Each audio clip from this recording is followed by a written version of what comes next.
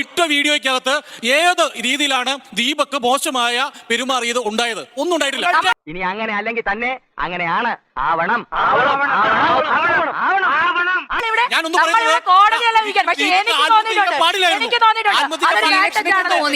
നാക്കിന് നരമ്പില്ലെന്ന് വെച്ച് വായിത്തൊന്ന് പറഞ്ഞ് തല്ലുണ്ട് ഞാൻ കണ്ട. അല്ല ചെറ്റവർത്താനം പോരല്ലേ, മനസ്സിലായോ?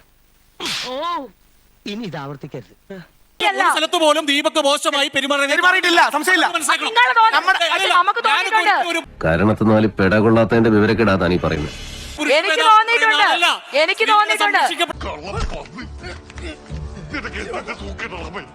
എലിവിഷം വേണ്ട, ഏൽക്കില്ല. വല്ല പന്നിപ്പടക്കം വാങ്ങിക്കുക, ഈ സാധനത്തിന്റെ വായിലിട്ട് പൊട്ടിക്കുക, കൊല്ല. ആ കുട്ടി എവിഡൻസിന് വേണ്ടിയല്ല, എന്റർടൈൻമെന്റിന് വേണ്ടിയാണ് ഇത് ചെയ്തത്. എവിഡൻസിന് വേണ്ടിയാണ്.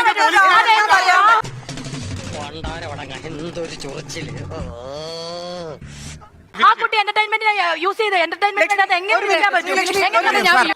എടാ നാറി, നിനക്ക് നാണമുണ്ടോ?